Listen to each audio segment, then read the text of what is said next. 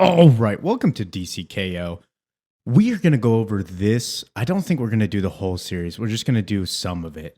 But essentially, what this is a giant tournament of everybody battling over who is basically going to become the new Darkseid. We'll talk about it more. This is in Superman's perspective. We haven't gone over like any Superman of the current run. We probably won't because it's a lot, but it's mostly a continuation. This is mostly a Superman story, whereas like Dark Metal was Wonder Woman and Dark Crisis was Batman. This is more of a Superman crisis.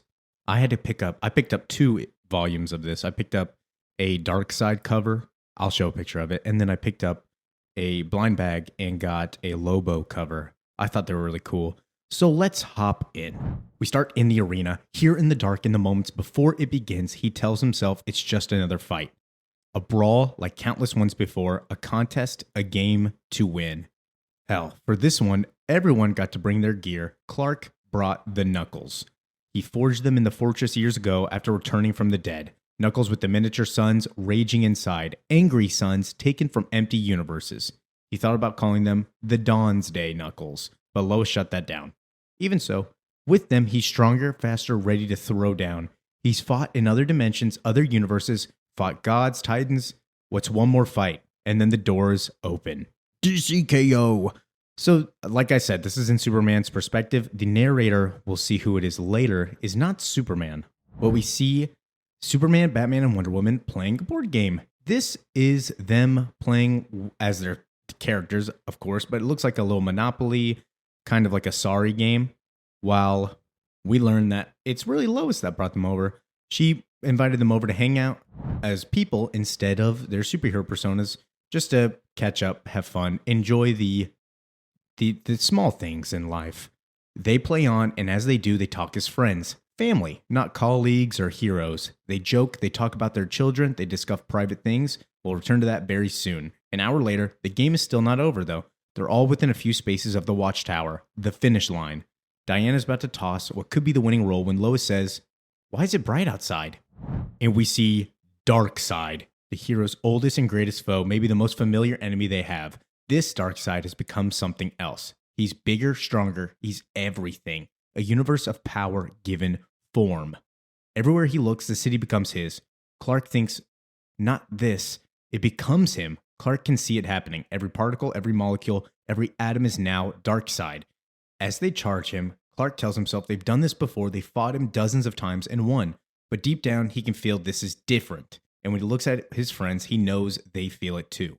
Darkseid is everything. So Darkseid basically has become what he has wanted to be forever, a conqueror. He conquers everything. He's got the Omega Force. He's basically just going to kill everything. We saw this in Absolute Evil, which we haven't covered yet, but we will, is that the Absolute Universe works with a principle of the omega particles, omega atoms that basically have everything flow into a negative state, which in our main universe has a positive flow with alpha particles. And we see that kind of in the Doomsday Clock storyline, which we haven't done either. I didn't even exist by then. But Superman gives hope, and to the antithesis of him is Darkseid. So Superman's the alpha, Darkseid is the omega. I'll go over Absolute Evil. That will be a fun one, just because we need to go over more of the Absolute Universe and finish it out. But we see the heroes fight Darkseid everywhere. And I love this panel. And Scott Snyder talked about this. He's the writer of this, by the way. He talked about how he wanted this big panel of Darkseid in the same fight, just across everything. So we see him in Gotham, Themyscira, Rock of Eternity, and Oa fighting everybody at the same time. Darkseid has finally become what he is meant to be, the end of everything. Bruce falls, then Diana. Now as Clark rocket towards Darkseid at Mach 7, he hears a sound he's never heard. A sound that stuns him. He feels the blast from Darkseid, the blast that ends him. When does this happen? We go back to current day. This was a thing of the future. We have the Time Trapper, we have Booster Gold and Grodd, and the World Forger, which are called the Quantum Quorum. So these guys are basically telling everybody else, this is what's going to happen. We're fucked. Darkseid made his absolute universe. He got everything he wanted. He's going to end our universe and just consume it also. To recap what's happened, Booster Gold was trapped in the absolute universe by the absolute Legion of Heroes. That's what I don't remember what they're actually called. I believe they're called the Legion of Darkseid, but essentially it's what the Legion would be if Darkseid was in control. But they kept Booster Gold there. He was trapped, so he's got some of that Omega energy inside of him.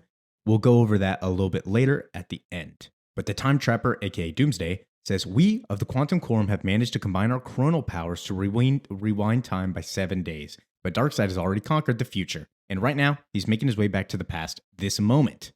How do we stop them? We don't.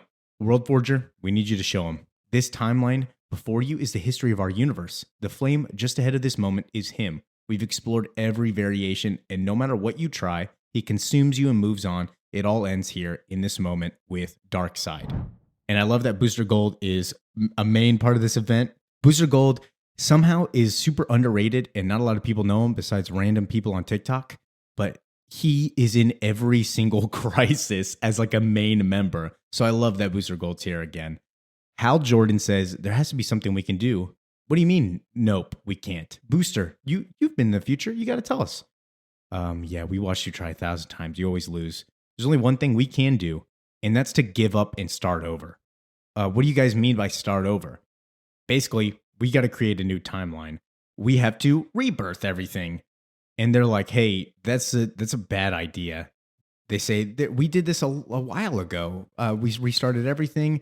Everyone eventually, the timeline was reabsorbed for a brief period, existed outside larger reality. And Dick Grayson pops up. How'd that turn out for us? That made the New 52, and yeah, awful, by the way. Not a very good line. I think the only thing good there was Batman. Yeah, don't pick up New 52. You can read some of it, whatever. But Dick Grayson had a terrible time, so I think it's funny that he popped up and said, yeah, we should do that. But Aquaman contests, every new wave is ancient. Like, we're okay. What would we do? We don't need to reset all the time. What would we gain if we would reset? Oh, well, you would be alive, because if you don't do that, we're going to die. And so Batman pops up. We need to understand what we're up against. How did Darkseid become this? And so the Time Trapper shows us what essentially, he's recapping what happened. To understand him, you must understand what he seeks. Our universe is full of mysterious energies, but since its inception, its two most primal are twin energies called Alpha and Omega. Alpha is the energy of creation, wild and explosive. All planets of life are sources of alpha energy, but not Apocalypse. Apocalypse core is an internal energy, a machine, a heart that runs on Omega energy, the energy of conquest, absorption, and control. When Darkseid saw it eons ago, it chose him as its champion and transformed him into the enemy you have fought so many times.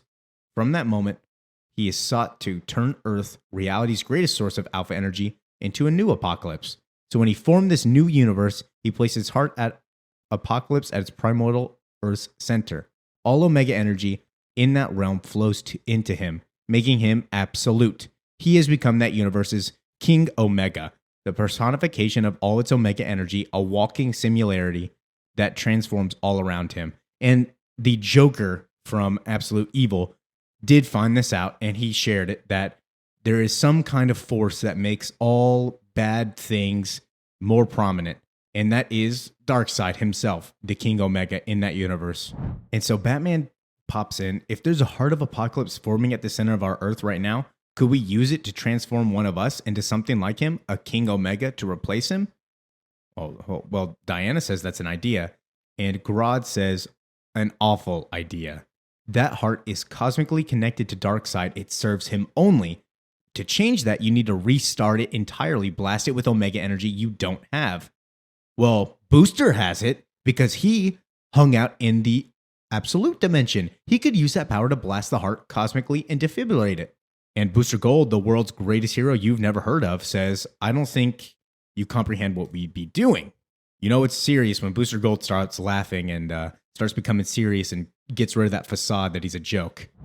So the World Forger shows them, you must understand the heart is a living thing. Sentient, reborn, it would immediately seek a champion. Someone fueled by conquest. Conquest only. All your heroes are, well, to put it lightly, soft as hell. even hungry, and knew it would not let your kind near it. It would defend itself. How would it defend itself? Well, it's fourth dimensional, not bound by physics. It would reshape itself to test you, create a tournament. Each of the rings would be a higher level of challenge. We can take on some parademons. Yeah, nah, that's not what you're going to be doing. You're going to be fighting each other. Well, what do you mean fighting each other? It would be a competition to find an ultimate conqueror champion among you guys. To prove you're worthy, one of you would have to defeat all the others and defeat the heart itself. Then the universe will bend toward you and become the sole celestial entity, a being perhaps capable of facing Darkseid. Layman's terms, essentially, if you restart the heart, it's going to test all of you to fight each other, and whoever wins becomes the new Darkseid. And so Batman says, if we do this, are we able to bring everybody back? Booster says, in theory, whoever wins should be able to shape the universe how they want to. And Doomsday's like, why are you telling them this? I saw the terror that he is, Time Trapper. I was held prisoner in that absolute realm for years, eons. The only thing that can stop him is someone like him. Fine. Then answer me this, heroes. The heart responds only to Omega energy, the energy of conquest. Every ring you enter will test you further. And to prevail, you must fill the heart's fire pits to match Darkseid's power. That means you must compete only to win. No mess, no mercy, no compassion. Can you guys do that? And Superman says, no, I'm not doing that. So Supes walks off, and Diana and Batman go to tell him, hey, we have to do this because this is the only way. It's either we kill each other and then bring them back or just lose everything. And Superman makes a good point. What stops the villains coming here? Joker, Lex, what would happen if they hopped into the tournament and won? Well, we can turn the Phantom Zone into something positive, send them there, keep them out for a year. And so they think about it. Clark, this could work. But what Clark thinks about in the moment, he charged Darkseid. And that terrible sound, the one that stopped him in his tracks, it was the sound of every heart on Earth suddenly doing the same thing.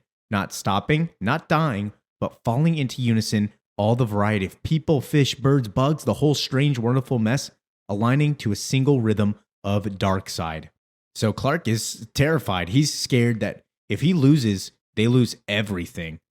But he joins. And so they decide they have 1 week, 7 days to prepare the world and themselves. On the 7th day, just before Darkseid arrives, they will enter the heart to compete before and become its champion. At the same time, the Quantum Quorum will use all of its left of their chronal powers to slow time to stave off Darkseid's approach. Hopefully, it will be long enough for a hero to claim the heart.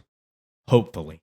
On the first day, they move to secure the villains. Modified T-Spheres are sent to a list of the world's most dangerous villains. Terrific hates what they are about to do. But he also knows that this is as fair as they can be right now. Get to work, boys. So the T-Spheres go and grab everybody up. They grab the Joker, Mr. Freeze, King Shark, Lex Luthor on the very right, Black Manta, etc. Gets everybody that they think is a big threat taken off the game board. And we've seen DC K.O. is going to be I think it'll be a fun event. It's one of those where it's like, I'm not going to take it super serious. It's more of like big fight, everybody fight in a big thing. Like some of the leaks are like Annabelle from the Conjuring universe is coming in. Like, that's nuts. Come on, dog. That's crazy. So I'm just going to have fun with it. I'm going to cover some of the fun ones. And this is really a chance to just be like, everybody fight whoever. It doesn't matter. And then even more obscure characters, we'll see some show up. I'm going to have a lot of fun reading this and having good moments. On the second day, the heroes meet with the world leaders, and together they agree on the path forward. The third day, Clark, the delegate's chosen speaker, addresses the world. He tells the world, we can win. I will not let anybody die. Did you hear that? The crack in Clark's voice just there? Not because he doesn't believe his own words, but because he worries that the rest of the world won't. He steals himself as he explains the plan, explains how the world's most powerful companies, LexCorp, Wayne Industries, Queen Industries, and 10 others, have joined to create mega arcs, all fitted and adapted Brainiac tech to contain and preserve everyone and everything, all part of the largest evacuation plan ever undertaken, just in case things got worse in the coming days. He explains about how the Titans will stay behind, along with Mr. Terrific, how the Earth will be still protected, and then at the end of the day, his remarks, Clark says something unscripted. I've seen it a lot in my life. In this universe, it's special, it's messy, it's infuriating, but it's us. It exists because we believe in it, and it's worth fighting for. I like how the Teen Titans are staying back. That's pretty cool. That makes sense why Dick Grayson's not going to be fighting besides that like weird version of Dick Grayson Batman. We'll get into that one. I'm definitely going to go over that run. The fourth day, the heroes spend time with their families. As he walks with Lois, John, and Kara through the city he loves, Clark reminds himself that this is for them, all of them. All those heartbeats, the myriad of them all, so different, all scared. He listens to the heartbeat of the planet itself, the blue-green whir, and he hears something beneath it now, a crackle of fire, something ugly growing. On the fifth day, they prepare for the tournament. They go to the war rooms, bunkers, sacred vaults, and choose their gear, what to pick. Though, when there's no telling what challenges the tournament will bring, some go the offense. We see Batman show up. Others go for strategy. Diana goes for strategy, and some choose defensive. Father Box upgrade. Others, like Clark, just choose what feels right. And he chooses the Dawnbreaker Knuckles. On the sixth day, it's time. The villains locked away, the world fortified and prepared. They set off. Many of them are selfless, some are more complicated. Humans, aliens, gods, monsters, over 100 of the world's heroes in all. Friends, many are more than friends, but right now, they're headed to compete with one another in a tournament without mercy. They close while they get less real. It feels... and suddenly they arrived where the new heart of Apocalypse thrums. And Booster shoots up in his beam. Everything's going good. They throw in Chapter 3. The blast is just enough to stop the heart for no more than a few hundred ziptoseconds. Blank time, but that's enough. The heart begins again, blank and new and terrible. The first thing it sees is them, the heroes, rocketing towards it. To welcome them, it gives them a new, miraculous vision. Every hero suddenly sees themselves win. Blue Beetle, Detective Chimp, hopefully Ted Cord Blue Beetle. Every single one of them feels what it'd be like to become the world's heart's soul champion, the soul god to save the universe. No more than bend to have it reformed around their ideas, their beliefs. They see the good, they could do so much. But just as quickly as it appeared, the vision vanishes, gives away to the darkness. They look around and find themselves awaiting at the arena gates. The tournament is upon them. Which brings us back to where we started.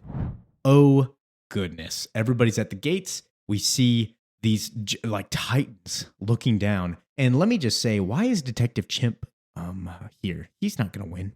Like, you pick Detective Chimp over, let's just say, I don't know, Ted Cord Blue Beetle? Where's he at? Is Jaime Reyes Blue Beetle that's in this? I didn't see any Blue Beetle. I won't lie. I'm a big Ted Cord fan. I went to the comic book store today and I bought a Blue Beetle comic because I was like, I love Ted Cord so much. Anyways, that's my little rant. Sorry. But we have a little funny tidbit of Captain Marvel saying, "You're going down, Big Blue." And the Titans say that the contest begins at the drop of the mace. Boom! You may begin. And it catches Superman off guard and he starts attacking the Titans. In which Batman says, "What are you doing? Don't fight them. That's not who you're going to fight. That's not who matters right now. They're threats, but not right now. You need to fight everybody else. Make sure that everybody else doesn't win." And Superman realizes that, to win, you got to fight to win, not to fight for the good of all, to win, which is a big struggle with Superman because he always holds back. But we see a lot of people in this. We like Zatanna, Firestorm, Supergirl, Superman. We see Adam Strange, which is pretty sick, but he dies instantly. But Superman says, "I see this as a game." And up ahead, Jay Garrick is racing toward the glowing portal, marking the end zone. Then he makes too bad of a step. He triggers their arrival. Omega Demons, basically the strongest form of parademons ever from when Darkseid is at full saturation. We see the Green Lanterns fighting together, at least 3 of them up there. Guy Gardner, John Stewart, and I believe that's Hal Jordan, but I'm not sure. I can't really make out who that is. We have Jason Todd and Harley Quinn. Harley Quinn's like zombie boy because you've died. Wonder Woman is killing somebody else. And Plastic Man, probably one of the most dangerous people if he's going all out, just killing the Omega Demons. We have Lobo, and then we have Ambush Bug in the back. Look out, obscure character in a massive line-wide event coming through. I'm extremely high risk of death. And then he gets crushed. Lobo's like, you said it, not me, buddy. Oh, sorry, Ambush Bug. I don't even know a lot about you. I just know that you're one of those underrated people that shows up every now and then. Clark throws himself at the Omega Demons. Heat Vision, Freeze Breath, Kiloton punches. His knuckles burns, but he tells himself that he's competing. But if you look at him, really look at him, he's not. Superman, you need to stay focused. And then Batman gets sliced into the fucking chest. And this is all because Clark is holding back. He's making sure other people get to the portal before him instead. The next part happens in slow motion. Boom, you see that it's from the Joker. The Joker shoots Batman in the chest and kills him, quote unquote. He's getting his own line right now, so don't worry about Bruce. He'll be back. He's going to fight his sons. Who doesn't love to beat up your son? But how did the villains escape? How did they get here? Clark has no time to figure it out. It only takes them moments to rush to the finish line. Giganta makes it through the Joker and then Lex. But before Lex crosses, he turns to Superman and smiles. There's something in his smile that makes Clark take a moment to realize that it's pity. It's a smile that says, go save a cat from a tree. But leave this to us, Boy Scout. You're not fit for this. He thinks back to game night, to Bruce's words, his fists curl, and then no one knows what hit them. The Titans, the Omega Demons, the heart itself. Superman's ears is a new sound as he blasts through. And also we see Blue Beetle die from Starro. Sorry, Blue Beetle. Like sun splitting open, it's not the impact of his fists or him breaking the barriers of physics. It's the pounding of a single heart, his own, as he crosses the finish line to take that last spot. Boom, we got 32 champions. This is gonna be the thumbnail, buddy. We got Damian. I don't even know how Damian even passed, but Jason Todd made it through. Metamorpho. We got some good fighters right here. My prediction for who wins is most likely Superman because it's a Superman story, but that's neither here nor there. I can tell you the answer if you'd like. I'm the heart of Apocalypse after all.